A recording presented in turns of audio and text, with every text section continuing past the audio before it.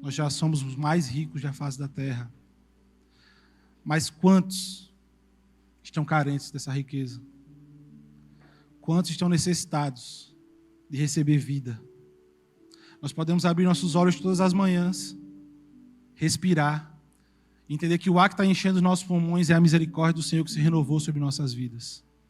Nós temos a esperança na rocha que diz que tudo vai ficar bem, que tudo contribui para o nosso bem.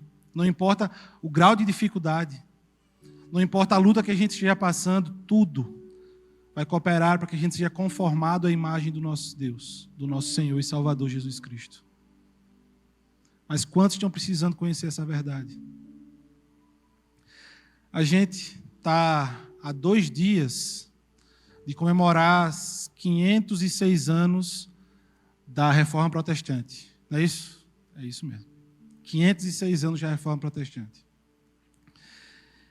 Só que o dia 31 de outubro é um dia disputado por muitas festas, né? Na cultura americana nós temos o Halloween, o Dia das Bruxas, que o brasileiro não se deu satisfeito, instituiu o Dia do Saci. E um dia eu perguntei para um paciente meu que era padre se ele ia comemorar o Halloween ou o Dia do Saci. Ele falou que ia comemorar o santo, não sei o que das quantas.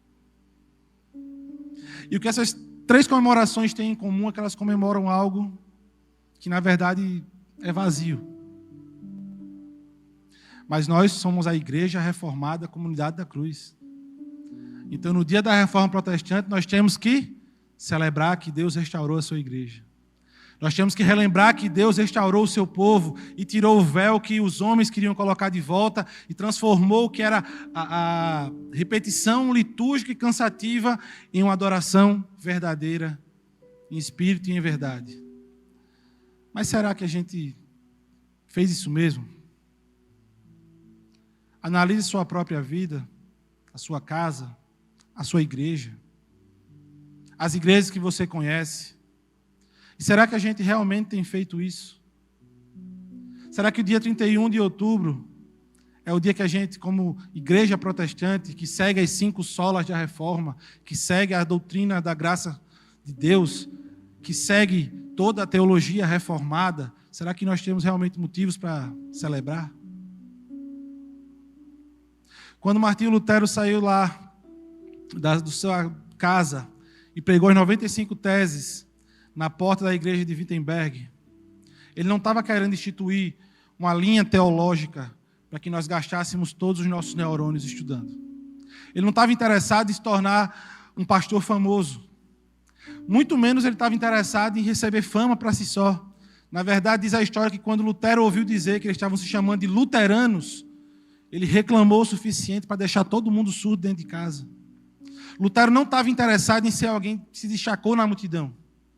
Lutero tinha um desejo bem simples, de adorar a Deus em espírito e em verdade, sem as obrigações que os homens colocam, mas por quem o Senhor é, sem a preocupação de que Deus pode fazer, mas por quem Deus é, pela riqueza que Ele já nos deu, pelo preço que Ele pagou pela nossa vida. Lutero não estava preocupado, e é bem verdade que ele não estava preocupado e se ele ia ser excomungado ou não da Igreja Católica naquele momento, porque para ele importava somente a Cristo. Para ele importava somente a Escritura, somente a fé, somente a Deus a glória. E como fala naquele filme em preto e branco, se a gente tirar todas as indulgências, todas as relíquias sagradas, se a gente tirar todos os rituais, o que é que a gente vai pôr no lugar? E ele responde, somente a Cristo. Quando a reforma começou e a gente olha para trás, a gente tem a certeza de que Deus estava restaurando mais uma vez o seu povo. Se a gente for acompanhar a história, a gente vai ver que durante a história da igreja, várias e várias vezes, Deus tinha que restaurar o seu povo novamente. O lema da reforma é igreja reformada sempre se reformando. Não no sentido que ele vai alterar a interpretação das Escrituras, mas que ela tem sempre que conformar a sua vida à verdade das Escrituras. E sempre nós temos que fazer isso. Sempre nós temos que voltar a antes de onde a gente pecou e refazer o nosso caminho. Sempre nós temos que ler a palavra e aplicar aquela verdade em nosso coração, para que nós possamos seguir carregando o lema da reforma. Mas será que é isso que a igreja tem vivido? E eu estou falando a igreja, particularmente a nossa. Nós afirmamos que somos a igreja reformada. Nós afirmamos que a Escritura Sagrada é a única regra de fé e prática. É a suficiente palavra de Deus. Mas nós temos motivos realmente para comemorar dia 31 de outubro? Ou se quer celebrar com alegria que Deus restaurou o seu povo naquele dia? Vamos ler a palavra. João capítulo 4, nós vamos ler o 23 e o 24, e aí nós vamos ler do 31 ao 38. João 4, 23 fala assim: mas a hora vem, e agora é, em que os verdadeiros adoradores adorarão o Pai, em espírito e em verdade. Porque o Pai procura tais que assim o adorem. Deus é espírito, e importa que os que o adorem em espírito e em verdade. 31. E entretanto seus discípulos lhe rogaram, dizendo: Rabi, come. Ele, porém, lhes disse: uma comida tenho para comer que vocês não conhecem. Então os discípulos diziam uns aos outros: trouxe-lhe porventura alguém algo de comer? Jesus lhe disse: a minha comida é fazer a vontade daquele que me enviou e realizar a sua obra. Não dizeis vós que ainda 4 meses até que venha a ceifa? Eis que vos digo: levante os vossos olhos e vede as terras, que já estão brancas para a ceifa. E o que ceifa recebe galardão e ajunta fruto para a vida eterna, para que, assim o que semeia como o que ceifa, ambos se regozijem. Porque nisto é verdade o dito, que um é quem semeia e o outro é que ceifa. Eu vos enviei a ceifar onde vocês não trabalharam. Outros trabalharam e vocês entraram no seu trabalho. Vamos orar mais uma vez? Ô Pai, nós te agradecemos, Senhor Deus, pela palavra que foi lida. Porção generosa da Tua palavra. Pai, vem falar aos nossos corações, Senhor. Nós queremos ouvir a Tua voz. Faz cessar, Senhor Deus, qualquer distração. Abre o nosso coração, Senhor. Revolve o solo do nosso coração para que possa ser plantada a boa semente. Não deixe que o inimigo venha roubar, Senhor. Não deixe que a distração desse mundo venha roubar, Pai. Crava os nossos olhos no Senhor. Atenta os nossos ouvidos à Tua voz. E fala conosco, Senhor Deus, nessa noite. Em nome de Jesus, Pai. Amém. E aí, irmãos? Será que nós temos realmente do que nos alegrar no dia 31? Esses dias eu estava com o João, acho que umas meia-noite no braço, e eu boto o fone de ouvido e fico ouvindo lá a Bíblia com som de chuva. É ótimo, você fica relaxado, fica zen. E eu estava ouvindo justamente o Evangelho de João. Para quem não sabe, eu sou quase devoto de João. Eu estava ouvindo e eu parei para ouvir esse trecho e eu ouvi de novo, e voltava e ouvia de novo, e voltava e ouvia de novo. E esse texto falou comigo de uma forma que ele nunca tinha falado antes, embora eu já tivesse lido e relido esse texto várias vezes. E eu acredito que muitos irmãos já fizeram a mesma coisa. Nós lemos e relemos esse texto várias vezes. Mas creio eu que naquele momento o Espírito Santo veio falar comigo alguma coisa que há muito eu não tinha percebido. E eu comecei a reparar que esse texto, na verdade, fala de uma reforma.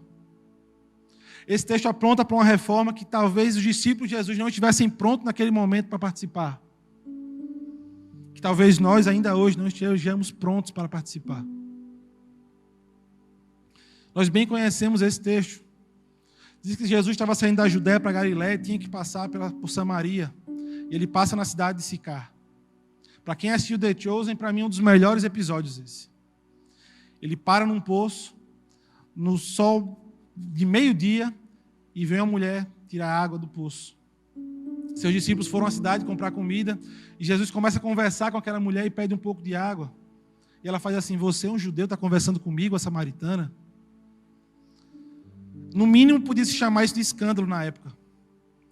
Mas Jesus começa a falar com ela. E diz assim: se você soubesse quem te pede água, você me pediria água. Jesus fala uma verdade magnífica para mim.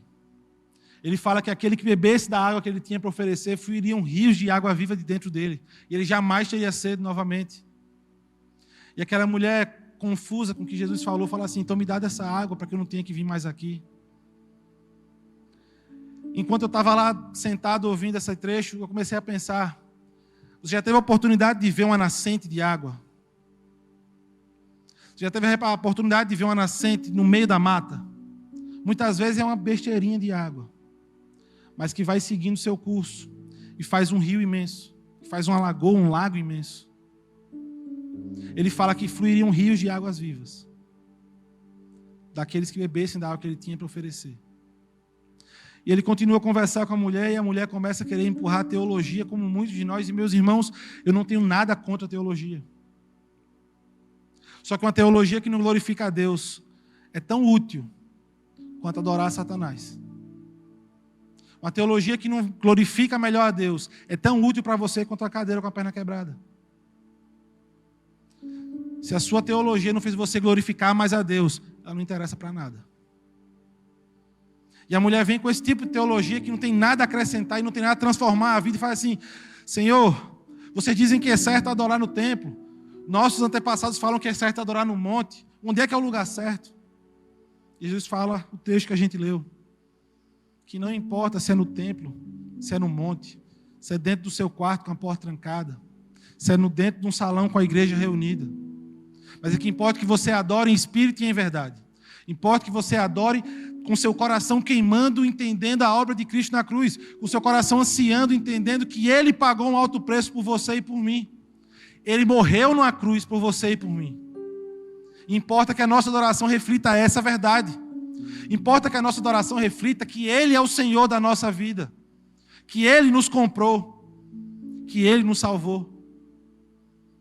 Que a nossa adoração reflita a ansiedade de quem ouviu falar da boca dele, eu vou para o Pai preparar a morada, mas eu voltarei, porque eu quero que onde eu esteja, vocês estejam também. A nossa adoração tem que refletir essa verdade. Porque lá em Apocalipse vai falar o seguinte, que na Nova Jerusalém não existia mais templo, porque Deus e o Cordeiro eram o templo. Porque é a Ele que é a adoração. É a Ele que é o nosso culto, o nosso louvor. E aquela mulher, constrangida, sem saber mais o que falar, fala que o Messias, quando surgir, vai explicar todas as coisas. E ele olha para aquela mulher e fala assim, eu sou o Cristo. Eu sou o Messias que vocês aguardavam. Eu sou aquele de quem os profetas anunciavam. Eu sou aquele que Moisés falou assim, que surgirá no meio de vocês um profeta semelhante a mim, só que é superior. Eu sou o Cristo. E aquela mulher sai correndo para a cidade e começa a falar, vem, tem um homem lá fora que falou tudo que eu sou, falou tudo sobre mim. Será que não é ele o Messias? Será que não é ele o Cristo? E nesse meio tempo, chegam os discípulos. E quando os discípulos chegam, eles vêm para cumprir a missão que Jesus tinha dado a eles. Ir na cidade comprar comida. Eles estavam viajando, eles estavam caminhando. Imagino eu que Jesus estava com fome, com sede, cansado. Assim como seus discípulos. E seus discípulos chegaram e falaram, mestre, come. Só que eles não sabiam o que tinha acontecido naquele momento. E Jesus fala, eu tenho algo mais importante nesse momento. Eu tenho uma comida para comer que vocês não conhecem. E os seus discípulos confusos começam a olhar um para a cara do outro e fazer assim, será que alguém trouxe comida para ele? Não tinha ninguém no caminho. A única pessoa que a gente viu foi uma mulher indo buscar água, mas era só uma mulher samaritana. Será que alguém trouxe comida? Eles começam a olhar um para a cara do outro. Jesus, entendendo a confusão das suas mentes, fala assim, a comida que eu tenho para comer, que vocês não conhecem, é fazer a vontade do meu Pai. É cumprir a vontade do meu Pai e fazer aquilo que Ele mandou eu fazer aqui na terra. E Ele começa a ensinar aos seus discípulos algo importante. Ele faz assim, vocês falam que daqui a 4 meses vai estar pronto para a colheita. Vejam os campos. A colheita já está pronta. Apressem-se, porque senão os frutos vão cair de podre. Não está escrito na Bíblia não, tá, irmãos? Estou só complementando. E os seus discípulos, ainda sem entender, ele começa a ensinar a eles sobre o plantio e a ceifa. E aí eu volto lá para a Reforma Protestante. E eu quero falar com os irmãos que existe um caminho do plantio e a ceifa. Existe um caminho a ser percorrido pela igreja, que é entre o plantio da palavra de Deus e a ceifa das almas, do grande e temível dia do Senhor, do dia em que o Senhor retornará e vai juntar o seu povo que Ele comprou de toda tribo, língua e nação, do dia que nós estaremos reunidos pela eternidade com esse Deus. Há um caminho a ser percorrido. Há um caminho que queimava no coração de Lutero, Calvino, John Knox. Há um caminho que queimava no coração dos discípulos, depois que entenderam realmente quem era Cristo. Há um caminho que nós temos que percorrer entre o plantio e a ceifa. Mas para que a gente possa entender bem, eu quero ressaltar algumas coisas nesse texto. Primeira coisa, Jesus afirmou para aquela mulher que ele era o Messias. Se a gente for olhar, vários e vários momentos, Jesus opera milagres incríveis, sinais incríveis. E ele sempre fala assim, não fala para ninguém não. Fica quieto, não sai espalhando para ninguém não. Mas para essa mulher, especificamente, ele fala assim, eu sou o Cristo, eu sou o Messias. Eu sou aquele porque você foi ensinada a esperar, eu sou ele. E eu consigo me ver nessa mulher. Eu consigo me ver nessa mulher porque um dia eu cresci na igreja, mas um dia eu entendi que ele era o Cristo. Eu nasci e cresci na igreja, mas um dia eu entendi que ele era o Cristo. Assim como muitos ainda precisam entender que ele é o Cristo. Assim como muitos precisam urgentemente descobrir que ele é Deus, que ele é Senhor. Outro ponto que eu quero ressaltar, eu já falei dele, é sobre os rios que fluirão de dentro de nós. Se a gente juntar todos nós aqui, dá para encher um mar. Mas será que o rio que flui de dentro de nós tem inundado Maceió? Será que o rio que flui de dentro de nós tem inundado o estado de Alagoas? Será que a água viva que nós consumimos tem nos feito agir de maneira a alcançar ao perdido? Ou está tudo muito bom e está tudo muito bem enquanto eu estiver aqui sentado na cadeira com ar-condicionado no 24? É porque 23 fica muito frio, né? E 26 fica quente. Será que está tudo muito bom e muito bem enquanto alguém tiver que se preparar para vir aqui trazer uma mensagem e você ouve essa mensagem e volta para sua casa e sua vida continua igual? Como se nada tivesse acontecido. Se ele é o Cristo, se nós bebemos dessa água, cadê a grande inundação que devia estar visível quando todos nós nos reunimos?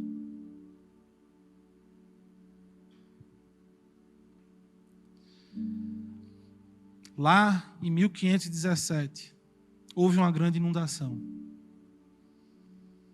E na cidade de Wittenberg, lá na Alemanha, aquela inundação começou a fluir para os outros lugares e a reforma se espalhou pela Europa, pela América do Norte e América do Sul. Oceania, Ásia e tudo mais. Houve uma grande inundação na história da igreja com as missões. Houve uma grande inundação com os avivamentos que nós estudamos. Mas cadê a inundação atual? Eu vou fazer a mesma pergunta que eu fiz no começo. Nós temos realmente o que celebrar dia 31 de outubro? Será que a igreja brasileira tem o que celebrar pela reforma protestante? Onde um homem saiu um dia da sua casa, pregou lá os 95 teses na porta, não preocupado com o que podia acontecer com ele, mas preocupado com que a palavra de Deus fosse pregada com fidelidade, que as pessoas entendessem e pudessem ter acesso a essa palavra, preocupado que o nome de Deus fosse glorificado da forma que ele deseja que fosse glorificado. É isso que nós vemos hoje. Hoje nós vemos as pessoas dentro da igreja mais preocupadas com o seu carro que está lá fora, preocupadas com o que vão comer depois do culto, preocupado porque talvez no caminho você pisou numa poça d'água e sujou seu sapato. Será que é isso que a gente vê nas lideranças da igreja brasileira? Homens despreocupados com o único desejo de falar do evangelho de Deus? Ou homens preocupados em realizar os seus sonhos próprios? Escravizando a igreja. Homens que sua mente cega pela filosofia do mundo falam assim, nós temos que atualizar a Bíblia. Porque não é bem assim. Não, você não entendeu bem, veja só. Se a gente falar desse jeito, as pessoas não vão gostar. Onde estão os rios de água viva? Onde está o trabalhador para a colheita dos campos. Na agricultura, se chegar o dia de colheita e não colher, o dono daquele plantio vai começar a ter prejuízo. Tem 2000 anos que o Senhor já falou, os campos estão brancos. Mas também tem 2000 anos que ele falou, clama ao Senhor da seara para que ele mande mais trabalhadores. Cadê os trabalhadores da seara? Cadê os trabalhadores que vão colher os frutos? De outros que já plantaram, sim. Cadê os trabalhadores que irão plantar novas sementes para que outros possam colher lá na frente? Onde estão os trabalhadores?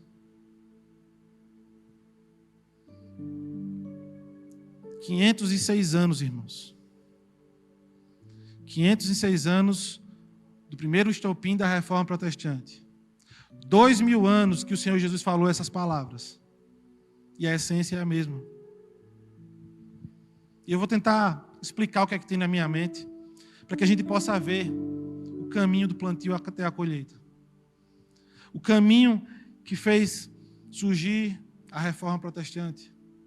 O caminho que fez surgir a Igreja Comunidade da Cruz. O caminho que trouxe você até aqui. Existem algumas verdades nesse texto que nós temos que analisar com muita humildade. Primeira verdade, ela vai falar de uma necessidade inata.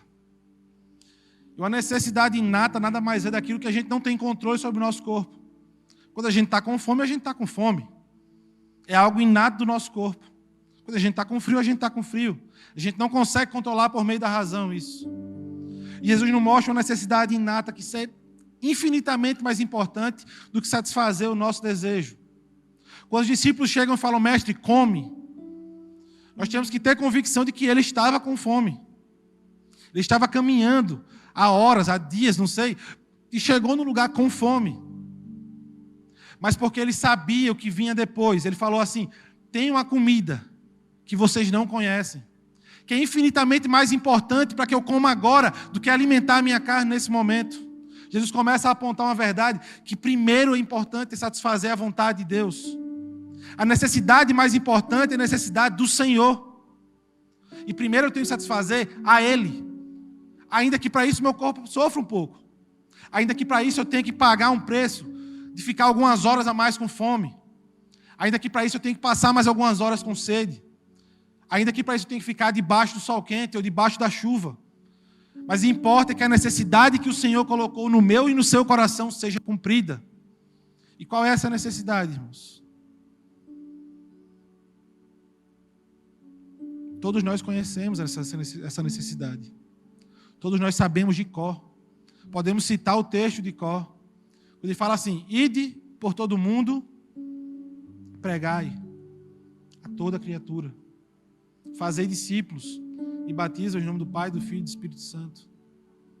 Todos nós sabemos essa necessidade. Não é nenhuma novidade para ninguém aqui hoje que é a necessidade que queima no coração do Senhor, que nós temos que sair, fazer discípulos e batizá-los em nome do Pai, do Filho e do Espírito Santo e ensiná-los a verdade do Evangelho e fazê-los cultuar a um Deus verdadeiro. Não é novidade para ninguém.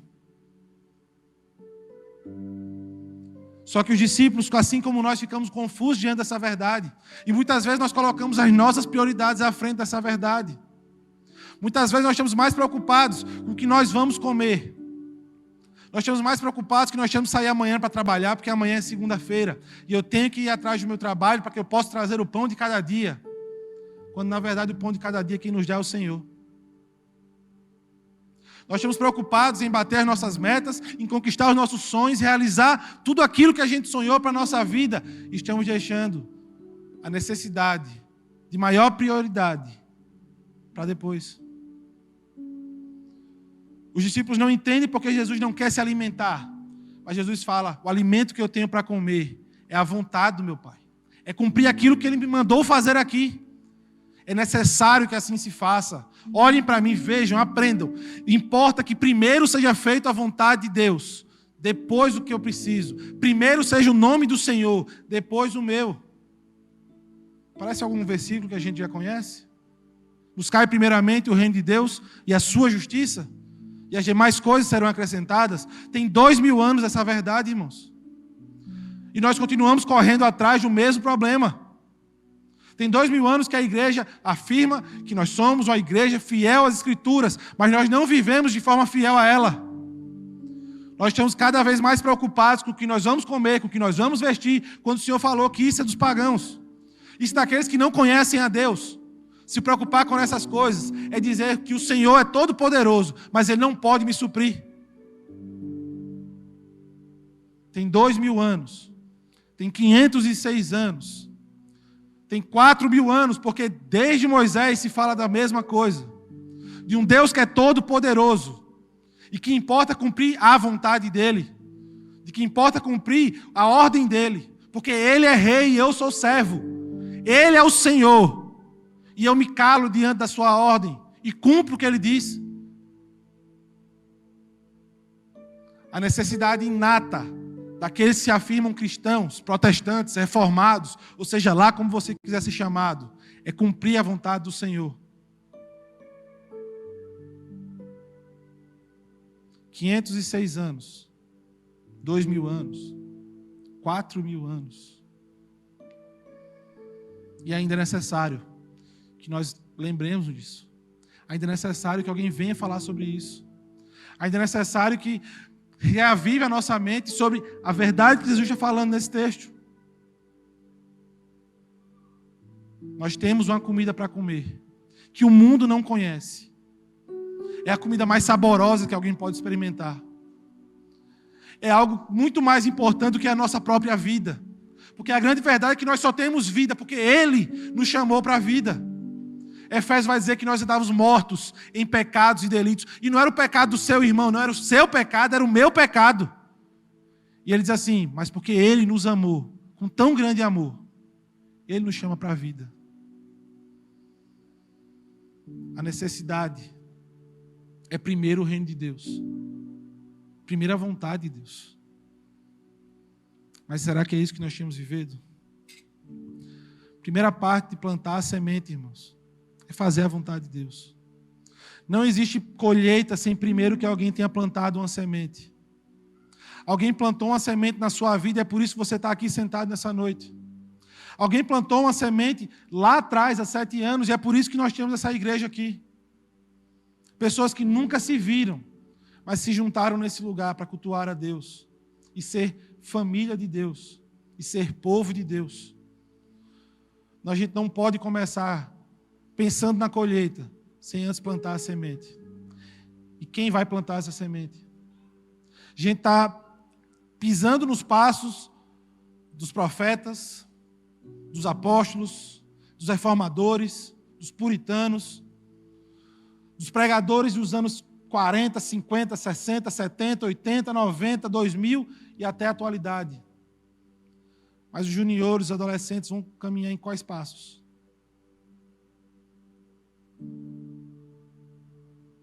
Quem vai lançar a semente para que eles possam colher? E eu me peguei pensando nisso quase 1h30 da manhã, pensando assim, será que eu vou conseguir plantar uma semente para que meu filho lá no futuro diga assim, meu pai me ensinou e foi assim que eu fiz? Será que você está fazendo isso pelo seu filho hoje? Será que vocês que têm irmãos mais novos têm feito isso pelos seus irmãos hoje? Quem vai lançar essa semente? A necessidade do Senhor Jesus era de experimentar, de comer o alimento espiritual, da colheita das almas, de colher o alimento espiritual, de apresentar as pessoas a Cristo. Mas quem vai fazer o começo? Será que a gente vai continuar esperando que o pastor continue pregando, que ele vá na praça, que ele vá na rua, que ele vá no centro, que ele vá no shopping? Não, porque, assim, tem que saber teologia para pregar. Mas não tem que saber teologia para falar do que Cristo fez na sua vida e na minha vida. Porque a mulher samaritana, quando sai correndo para a cidade, ela não sai falando de teologia. Ela fala assim, tem um homem lá fora, e disse tudo que eu sou, será que não é ele, o Cristo? Ela plantou a semente. Quem vai plantar a semente agora na nossa era?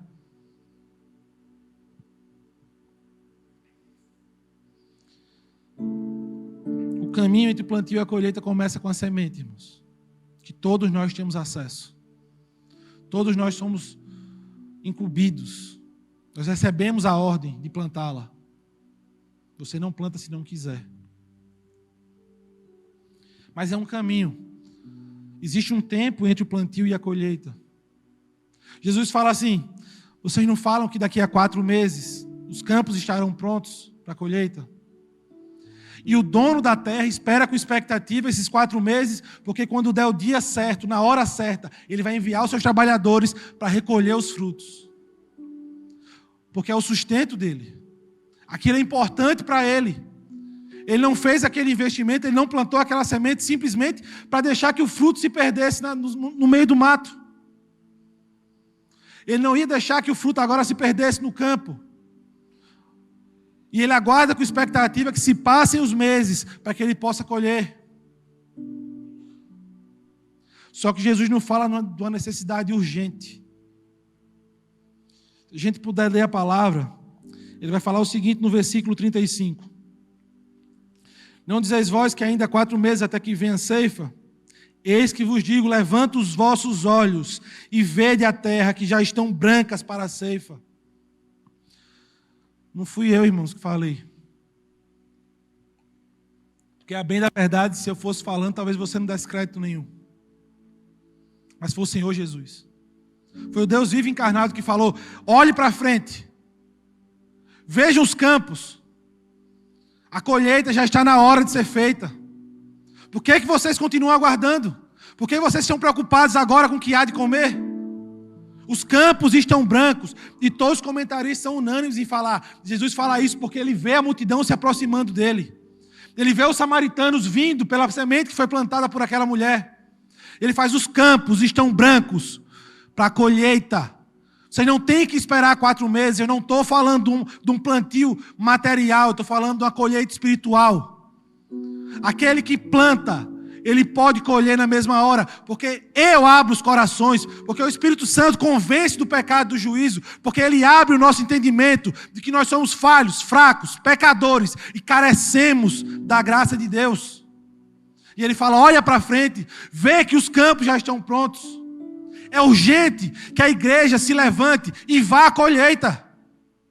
Porque vocês estão aqui, eu estou aqui, porque alguém se levantou e foi até a colheita. Porque eu tenho certeza, irmãos, que muitos nasceram na igreja. Outros receberam a palavra. Mas teve um dia que a semente começou a germinar. Teve um dia que começou a brotar o fruto. E nesse dia, você não ficou mais em paz enquanto você não estivesse diante do Senhor. Os campos estão brancos. É urgente que a igreja se levante e vá à colheita. Porque o Senhor da colheita não vai admitir que os frutos morram podres. O Senhor da colheita não vai admitir trabalhadores preguiçosos. O Senhor da colheita vai dizer para aqueles que são preguiçosos: eu não vos conheço. Afastem-se de mim. O Senhor vai dizer: afastem-se. Mas, Senhor, nós não trabalhamos em seu nome. A mula também. Mas afastem-se. Eu não vos conheço. Vocês não se dispuseram a ir aos campos. Vocês não queriam colher os frutos. Vocês estavam mais preocupados com o seu bem-estar, com a sua justiça, com o seu querer, com a sua vontade. Vocês não queriam colher as almas que estavam lá sedentas, esperando para que você abrisse a sua boca. É urgente a necessidade de irmos até a colheita. Todos os trabalhadores. Não só o pastor, não só o diácono, não só o seminarista, o presbítero, não só o tio Fio, porque dá aula no EBD, não só o pessoal do louvor. Todos foram convocados a ir e dar frutos. Todos são convocados a ir e colher desses frutos. Todos são convocados a falar dessa verdade com urgência, porque os tempos estão se encurtando. A vinda de Cristo está próxima. Há 2000 anos a gente escuta, e nunca a igreja ficou tão calada. Eu recebo mais perguntas das pessoas se estão preocupadas com a guerra em Israel do que pessoas preocupadas que as prostitutas estão crescidas em número. do que os drogados têm crescido em número. As pessoas estão preocupadas com a guerra do outro lado do continente. Porque acham que por uma visão teológica é o princípio do fim. Só que o Senhor Jesus falou há 2000 anos algo que era imprescindível, que a igreja cumprisse, colher os frutos. E o que é que nós temos feito, irmãos? Quantos nós temos evangelizado? Quantos ouviram a palavra, receberam com alegria, foram a habitação do Espírito Santo e fizeram parte agora do corpo místico de Cristo? Quantos? Nós continuamos sendo a igreja do conforto. Nós continuamos sendo a igreja que está esperando que Deus derrame um avivamento. Você acha realmente que Deus vai derramar um avivamento sobre essa geração?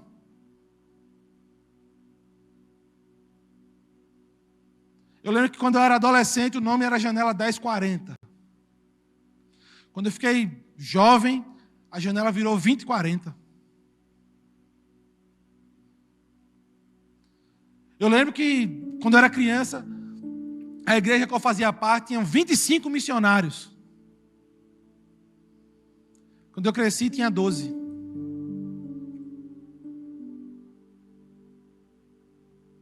Nós tínhamos uma placa ali no estacionamento que fala assim, uma igreja missionária. Eu acredito aqui que muitos irmãos estão esperando o dia de nós fazermos o impacto na Praça do Zé Tenório, que é um negócio que eu acho que a gente tem que fazer, porque a gente está brigando há anos para fazer e não consegue fazer. Mas não impede ninguém de sair aqui e ir na praça evangelizar. Não impede você de evangelizar no seu trabalho. Não impede você de evangelizar na fila do banco, do supermercado. De falar da verdade que você conhece. Daquilo que Deus fez na sua vida. É urgente, irmãos. Quantos precisam conhecer dessa verdade? Um livro na introdução ele fala o seguinte: se Deus aparecesse aqui nesse momento, diante de você, diante de mim, e dissesse assim, todas as pessoas por quem você tem orado, eu vou converter agora. Qual o impacto disso no seu trabalho? Na sua família? Qual o impacto disso na sua rua, no seu prédio, no seu bairro, na sua cidade, que é a minha cidade também? Qual o impacto disso, irmãos? Será que nós temos realmente vivido o espírito da reforma? Vivido o espírito do evangelho? Será que nós estamos realmente preocupados por cumprir a vontade de Deus? De plantar a boa semente? Ou nós estamos mais preocupados em que esse cara pare de falar logo, porque eu quero ir para casa comer, que eu estou com fome, que eu saí cedo para vir para a igreja?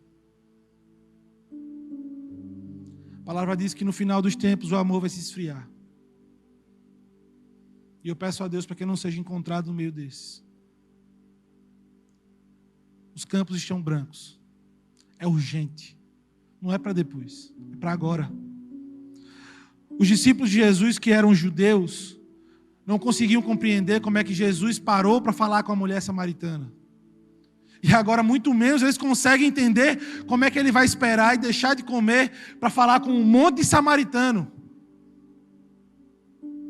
E muitas vezes nós estamos igual os discípulos de Jesus, fazendo acepção de pessoas, dizendo, não, eu vou falar para esse aqui que esse aqui está bem vestido. Esse aqui está mais ou menos, não gostei muito da cara não. Não, falar com uma pessoa que está bêbada, o cara vai nem estar ligando porque eu estou falando. Tem um relato, rapaz, de um irmão, que ele estava na praça, embriagado, e tinha uma pessoa pregando na praça, e ele fala assim, subitamente eu fiquei sóbrio. Porque não é por força nem por vontade, mas é pelo meu espírito. E a gente sabe dessa verdade. Só que a gente insiste ainda em acreditar que é na força do nosso braço. A necessidade inata do coração do Senhor Jesus, que tem que queimar em nosso coração, é plantar a semente. É falar do Evangelho. Porque eu não posso esperar uma colheita sem o plantio. E é urgente que eu não perca o momento da colheita. Mas quando nada disso é suficiente, o Senhor nos fala de uma recompensa.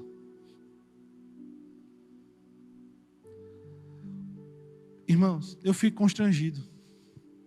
O Senhor nos fala de uma recompensa que nós nem merecemos. Para mim, uma recompensa indevida. Porque Ele afirma na sua palavra que se eu cumprir com tudo que Ele mandar eu fazer, eu sou inútil. Então, se eu desgasto em oração, me desgasto na leitura da palavra, sou um bom marido, bom pai, um bom irmão em Cristo para os irmãos, eu estou fazendo mais do que a minha obrigação. Mas Ele fala de uma recompensa, Ele fala o seguinte, porque o ditado é verdadeiro, um é que semeia e o outro é que ceifa. Eu vos enviei a ceifar onde vocês não trabalharam, outros trabalharam, e vocês entraram no trabalho deles. Se a gente ler um pouquinho mais assim, ele vai falar o seguinte, o que ceifa recebe galardão e ajunta para a vida eterna. Nós pisamos em passos dos gigantes. Daqueles homens, daquelas mulheres que se gastaram em oração, e gastaram suas vozes e seus joelhos para que nós pudéssemos estar aqui hoje. Talvez eu e você estejamos aqui porque alguém lá nos anos 40 estava orando e você nem sabe disso. Nós caminhamos um caminho que foi aberto por outros. Nós vamos colher de frutos que outros plantaram. A pergunta é, nós temos colhido? Ele fala que se você colher do fruto que você não plantou, você recebe o galardão, a recompensa. Você ajunta tesouro para a vida eterna. Ele mandou você ir colher. Ele lhe salvou, tirou do charco, do lodo, do pecado. Não foi isso que eu li lá no Salmo 40? Lhe deu um novo cântico. Deu a regeneração, a justificação.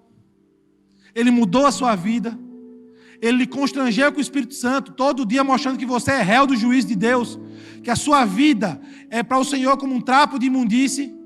E se você não se arrepender do seu pecado, se você não insistir em estar alerta, você vai cair. E Ele alerta continuamente com a pessoa do Espírito Santo. Ele abre os corações, Ele dá a semente, Ele mostra o campo. Você só tem que ir lá e estender a sua mão. E Ele lhe garante a recompensa de fazer o que Ele mandou. É para ficar constrangido, irmão. Porque eu acho que ninguém aqui ia ter capacidade de fazer o mínimo possível, chegar para o seu chefe e pedir aumento. E é isso que Ele está falando. Vocês têm que fazer o mínimo possível. Não é cansativo. O trabalho tem uma recompensa que a traça não vai corroer. O fogo não vai queimar. Você ajunta tesouro para a vida eterna. A colheita das almas. Nós cantamos que queremos estar diante do Senhor. Cantar cânticos de louvor com o povo da tribo, língua e nação. Nós ansiamos por esse dia. Nós desejamos a volta de Cristo. Mas o que é que eu tenho feito para isso? Não estou dizendo, irmãos, que a sua falta de ação, a minha falta de ação, vai mudar os planos do Senhor, não. Mas a mulher samaritana, que era discriminada pelos discípulos de Jesus, que não entendiam ainda a verdade do Evangelho, com a verdade do que Jesus fez com ela, e falou a respeito dela. O testemunho da cidade é que eles falam assim: nós ouvimos e agora nós cremos, porque nós vemos. A quantos você tem falado? Simplesmente aos ouvidos, para que eles possam ir experimentar essa verdade. Se não por isso, para que você receba a recompensa, o justo salário pelo seu trabalho. e ajunte tesouro nos céus. Que a propósito o Senhor nos instrui a fazer exatamente isso. A ajuntar tesouros nos céus. A recompensa, que para o meu ponto de vista é indevida. Eu não mereço receber.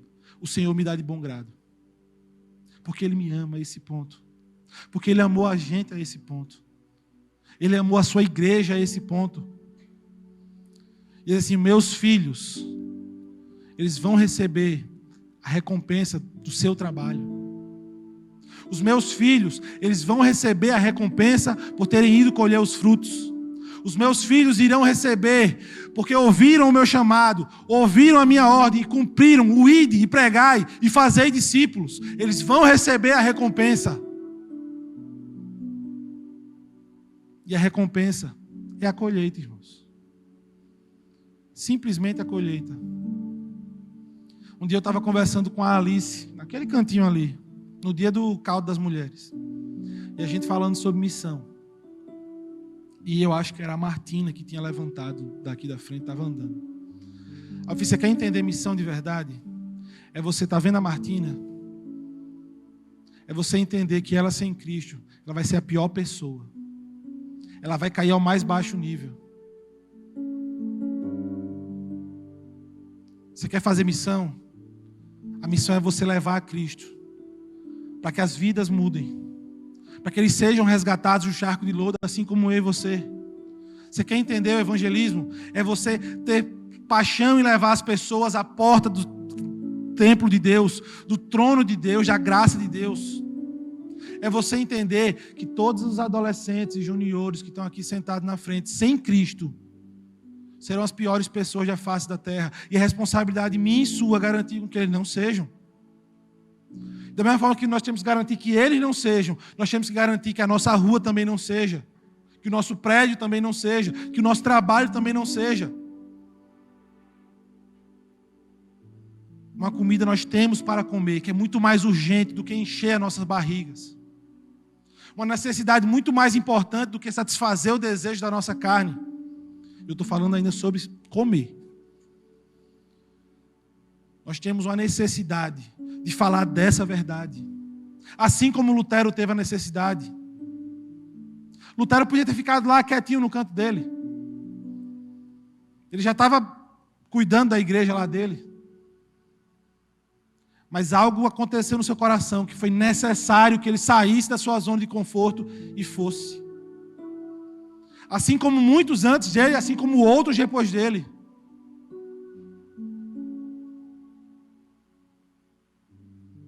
Todo plantio tem que acabar na colheita. E nós temos que plantar de novo, para que colhamos de novo. E nós temos que plantar de novo, para que colhamos de novo. E se a gente plantar e não colher, nós temos a plena convicção de que alguém vai colher. Porque os planos do Senhor não podem ser frustrados. E ele disse que iria ajuntar para si multidão que não se podia contar, de toda tribo, língua e nação. E pela eternidade, nós iríamos estar reunidos, cultuando ao Senhor, cultuando ao Filho de Deus, em espírito e em verdade. Não é coincidência, esse texto está logo depois da fala de Jesus com Nicodemos, quando ele fala que importa nascer de novo. Importa que nós sejamos dispenseiros disso, irmãos, do novo nascimento, da verdade do Evangelho, da boa nova. O caminho do plantio até a colheita é esse. Não é tão difícil. Na verdade, não tem novidade nenhuma. A gente já sabe. Então, por que a gente não vai e faz? Porque a gente não se desgasta um pouco mais. Porque a gente não suporta um pouquinho a fome e a sede para alcançar algo mais para o Senhor. Porque a gente não se atenta mais às pessoas que estão com necessidade de ouvir a verdade do Senhor. Porque a gente não se desgaste um pouco mais em discipular essas pessoas e agregá-las ao rebanho do Senhor, à colheita do Senhor.